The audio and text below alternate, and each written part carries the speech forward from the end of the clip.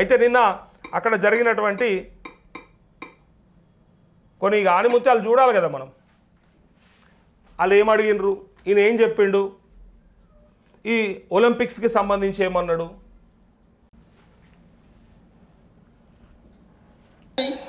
But Mr. Modi, you know, ఊరి యొక్క మళ్ళా పేరు మర్చిపోయినరా ఈడ కూడా mister మోడీయా. but Mr. Modi, you know, Mr. Reddy. but Mr. Modi, you know, Mr. Reddy. ఏం కర్మ పట్టింది ఆ రేవంత్ రెడ్డికి, పదవి కూడా వేస్ట్ అనిపిస్తుంది నిజంగా ఆయనకు. నన్ను కనీసం నా పేరు గుర్తులేదా వీళ్ళకి. ఈయన నాకు తెలిసి ఇది చాలా ఇబ్బంది పడుతుంటాడు, రాత్రి నిద్ర కూడా పట్టదు ఈయనకి. అసలు దీనికి ఏం చేయొచ్చు అంటే ఇక ఏదైనా శాంతి పూజ చేయించుకోవాలి ఈయన, లేకపోతే ఈయన పేరుతోని తలగేసుకొని తిరగాలి మెడల ఇట్లా మెడల బోర్డు వేసుకొని తిరగాలి, నా పేరు రేవంత్ రెడ్డి అని. లేదంటే ఎవరన్నా ప్రోగ్రామ్ అని చెప్పంగానే సార్ పలానా ప్రోగ్రామ్ ఫిక్స్ చేయమంటారు అంటే ఫస్ట్ నా పేరు వాళ్ళకి ఎరకనా అడుగురాబాయ్ అని చెప్పాలి. ఇక పిఏలకు ఫస్ట్ నా పేరు తెలుసా, వాళ్ళకి నన్ను గుర్తుపడతారా, నేను తెలిస్తేనే పోతా అని చెప్తాడు. ఇక అట్లా వచ్చింది నా పరిస్థితి. చూడు చివరికి తన పేరుని ఒక నేషనల్ యాంకర్ కూడా, ఇది మరి మొన్నటిదాకా అంటే స్టార్టింగ్లో ఏమనుకున్నామంటే బై మిస్టేక్లా అన్ఫార్చునేట్గా జరిగిన విషయమేమో, నిజంగా కొంత మర్చిపోయినరేమో అని అనుకున్నాం. కానీ ఇదేదో పెద్ద కుట్ర లెక్కగా అనిపిస్తూ ఉంది. అసలు గడికి మర్చిపోవడం అంటే మళ్ళీ కావాలని పర్టికులర్గా రేవంత్ రెడ్డిగా జరుగుతుంది.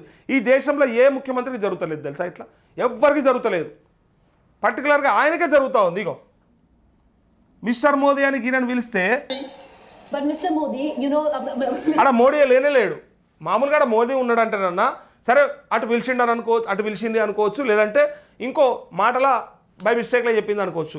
పర్సన్ పెట్టుకొని మధ్యలో ముఖ్యమంత్రి అని తెలిసి కూడా గడికి వారంకి ఒకటి ఉన్నది ఈయనది. ఇక ఇట్లా వారంకి ఒకటి ఉన్నది, ఇది ఇంకోటి కూడా ఉన్నది. ఇగో ఇక్కడ చూడండి, ఇది కూడా సేమ్ మళ్ళా అట్లాంటిదే, ఇదొక ఆణిముత్యం. అలా ఎమ్మెల్యేలు అలా మంత్రులు చివరికి ప్రజలు కూడా గుర్తించని పరిస్థితికి వచ్చేసిందంటే రేవంత్ రెడ్డి ఏం దౌర్భాగ్యం అయిపోయావా. ఇగో ఈయన ఒక ఎమ్మెల్యే, ఈనాడు ఈ రాష్ట్ర ముఖ్యమంత్రి శ్రీనివాస్ రెడ్డి మన తుమ్మల నాగేశ్వరరావు గారు, సారీ శ్రీనివాస్ రెడ్డి, సుభాష్ రెడ్డి, తుమ్మల నాగేశ్వరరావు, లాస్ట్కు సారీ కూడా చెప్పిండు. ఈ ఎమ్మెల్యే ఓలన్నా ఈయన పేరేం పేరు, ఈయన నిన్న పక్కన తుమ్మల నాగేశ్వరరావు మంత్రి కూడా ఉన్నాడు. ఇగో ఈనాడు ఈ రాష్ట్ర ముఖ్యమంత్రి శ్రీనివాస్ రెడ్డి మన తుమ్మల నాగేశ్వరరావు గారు, రామదాస్ నాయక, ఎమ్మెల్యే రామదాస్ నాయక్, వైరా అదే వైరా ఎమ్మెల్యేనే కానీ రామదాస్ నాయక్ కదా. ఏమన్నాడు చూసి రానా, ఇగో చూడు, ఇగో శిశి సొంత ఎమ్మెల్యే కూడా గుర్తిస్తలేడా.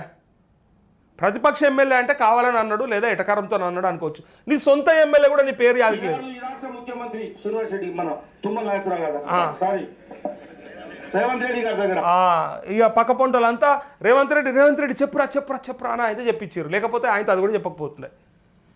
శ్రీనివాసరెడ్డి అనే తుమ్మల నాగేశ్వరరావు చెప్పే లాస్ట్కు రేవంత్ రెడ్డి పేరు కూడా సారీ అని చెప్పి ఆయనతో మళ్ళీ పేరు వెతుక్కునే. ఏంది దౌర్భాగ్యం, ఏంది దరిద్రం. సొంత పార్టీ ఎమ్మెల్యేలయా వీళ్ళంతా కావాలనేది కుట్ర పన్నుతా ఉన్నారు రేవంత్ రెడ్డి మీద. మరి ఇది అర్థం చేసుకోకపోతే ఆయన నిజంగా నష్టపోతాడు. పేరు కూడా తెలియనంత పరిస్థితికి వచ్చేసింది. ఇగో ఇదే నియోజకవర్గంలో కేసీఆర్ గౌరవ ముఖ్యమంత్రి హరీష్ రావు గారు, గౌరవ ముఖ్యమంత్రి హరీష్ రావు గారు, ఈయన ఇంకొక ఈయన పెద్ద మనిషి బీసీ శాఖ మంత్రి, రవాణా శాఖ మంత్రి ఈయన పొన్నం ప్రభాకర్. ఈ పొన్నం ప్రభాకర్ కూడా రేవంత్ రెడ్డి పేరు చెప్తలేడు. వీళ్ళంతా నాకు తెలిసి సోయితో ఉన్నారా అని అనుమానం వస్తుంది. వేరే వాళ్ళు ఎక్కడన్నా సరే తెలియక మర్చిపోయి ఉండారో, లేకపోతే వేరే యాంకర్లో, లేకపోతే సినిమా హీరోలో, లేకపోతే ఇంకోలో నటులు మర్చిపోయారంటే తెలియకనో, లేకపోతే గుర్తులేకనో, ఐడియా లేకనో నన్ను అనుకోవచ్చు.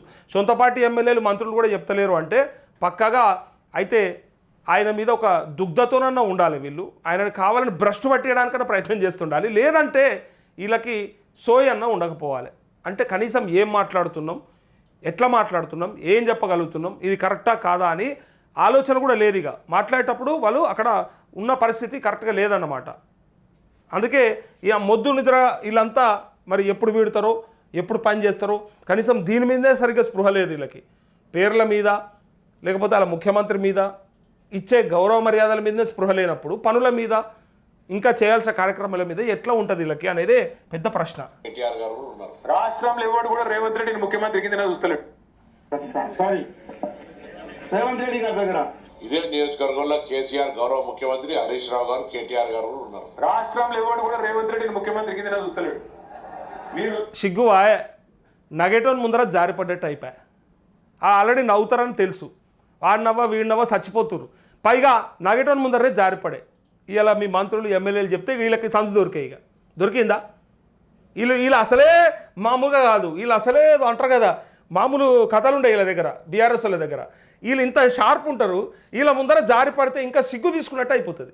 ఇగో మీరు ఇక అంటే మళ్ళీ ఇంకొని కేసు పెడతాడు, వాళ్ళ లోపలెత్తాడు. నేను అనా ఆయన వాళ్ళు మర్చిపోయాడు పేరు అని నేను అనా. ఎందుకన్నా అంటే నిన్ను ఎవడు నేను ఏమంటానంటే నిన్ను ఎవడు గుర్తుపడతలేడు. నేనేం చేస్తా దానికి? సంవత్సరం తర్వాత కూడా నేను ఎవడు దేకపోతే నేనేం చేయాలి దానికి? ఇప్పుడు పెద్దలు ఎప్పుడో చెప్పారు, అందుకే కనకపు సింహాసనంలో శునకాన్ని కూర్చోబెడితే దానికి ఆ బుద్ధి రాదు. అయిపోయా. సిగ్గు తీసుకుంటామా మనంతలా మనం? ఒకడేమో పోలు పెట్టి సిగ్గు తీస్తాడు నీది. కాంగ్రెస్ ప్రజాపాలన బాగుందా, ఫామ్ హౌస్ పాలన బాగుందా అని వాడు అట్లా సిగ్గు తీసేది. ఇంకొకడేమో నీ పేరు యాది మర్చిపోయా. ఇంకొకరేమో అసలు నువ్వేందో గుర్తు పట్టకపోయే. ఎక్కడ పోయినా నీకు ఈ దరిద్రం ఏంటిదో. నిజంగా సీట్ ఎక్కడైతే ఎక్కినావు కానీ శని బాగా ఉన్నది. ఇక అదేందో మరి చూపించుకోవాల్సిన పరిస్థితికి వచ్చేసింది. ఇక నెగటివ్ల ముందర జారిపడ్డట్టు అయిపోయి ఇవాళ వాళ్ళు ఇంకా వాళ్ళ ఏదో చూసినావు కదా, ఇక వాళ్ళ సోషల్ మీడియాలో నీకు మామూలు లేదు ఈ పరిస్థితి. ఇవాళ నేను ఇదంతా చూస్తుంటే కూడా అనిపిస్తుంది, ఈయన కనీసం పనన్న చక్క చేస్తే బాగుండు. రేవంత్ రెడ్డి సరే ఇవన్నీ జరుగుతున్నాయి కదా, ఇదంతా పక్కకు పెట్టి కరెక్ట్గా అనుకున్నట్టుగా పనన్నా కష్టపడి చేస్తే ఏదన్నా ప్రయత్నం చేస్తున్నాడు అని అనిపిస్తానన్నా ప్రజలు దాన్ని పక్కకు పెడుతుండే. ఇలాంటి పని అయితే లేదు, ఇటు నీకు గుర్తింపు వస్తలేదు. సంవత్సరంన్నర తర్వాత నీ పేరు చెప్పడానికి తడబడతా ఉన్నారంటే ఇక మనం స్వాతంత్ర ఉద్యమంలో పాల్గొనకపోతేమి, తెలంగాణ ఉద్యమంలో పాల్గొనకపోతేమి, చివరికి రాష్ట్ర అభివృద్ధిలన్నా పాటుపడకపోతే అనే పరిస్థితికి వచ్చేసింది. ఇది మీరు ఆలోచన చేసుకోవాలి. లేదంటే ఇట్లా నష్టపోయే రోజులు చాలా ఉన్నాయి. ఇంకా ముందు ఇంకా దారుణం ఇదిగా. సొంత పార్టీ వాళ్ళు కూడా కావాలని చేస్తున్నారా మరి అనేది నువ్వు గుర్తుపెట్టుకోకపోతే ఇక అనుభవిస్తారు దానికి తగ్గట్టుగా. అయితే నిన్న ఇంకొక మాట కూడా ఏమన్నాడంటే ఒలింపిక్స్ కూడా మా దగ్గర పెట్టొచ్చు హైదరాబాద్ నగరంలో. సో ఒలింపిక్స్కి సంబంధించి పెట్టడానికి మా దగ్గర అన్ని వసతులు ఉన్నాయి అని చెప్పి అన్నాడు. సరే ఓకే, వసతులు ఉన్నాయి ఓకే, కానీ అది నిర్వహించడానికి ఎంత కావాలని ఎరకనా? ఒక 6 లక్షల కోట్ల డబ్బు అవసరమవుతుంది దానికి, ఆ నిధులు అవసరమవుతాయి. అంతకంటే ముందు అంటే మన రాష్ట్ర బడ్జెట్కు 2 ఇక డబల్ బడ్జెట్ ఉంటే తప్ప ఈ రాష్ట్రంలో ఒలింపిక్స్ నిర్వహించలేము. అది గతంలో జరిగినవి కూడా ఉన్నాయి ఉదాహరణలు. సో అక్కడ జరిగిన ఆ యూరోస్ లెక్క తీస్తే మన దగ్గర అప్పుడైనా ఖర్చుకు లెక్క తీస్తే అది ఇవాళ మన దగ్గర డబల్ మన బడ్జెట్కి. మరి ఇది సాధ్యమవుతుందా? 50 కోట్లు 60 కోట్లు పెట్టిగా ఫార్ములా ఈ రేస్ పెడితేనే గగ్గోలు పెట్టి కింద మీద పెట్టి రాష్ట్రంలో అంతా కింద మీద చేసిర్రు, తీసుకుపోయి అన్ని పైసలు వేరే దేశాలకు అప్పచెప్పినారు, ఇలా కమిషన్లు పడ్డాయి కకుర్తాయని చెప్పిన వాళ్ళు ఇలా 6 లక్షల కోట్ల ఒలింపిక్స్ని మనతోని అవుతుందా? మళ్ళా రాష్ట్రాన్ని ఏడికి తీసుకుపోదలుచుకున్నారు. కొంచానికే ఓర్చుకోలేని వాళ్ళు మీతోని మరి ఇదంతా నిర్వహించుడు అవుతుందా అనేది ఇక్కడ పెద్ద ప్రశ్న ఉంది. అందుకే నిన్నటి నుంచి దాని గురించి కూడా చాలామంది చర్చ చేసుకుంటా ఉన్నారు.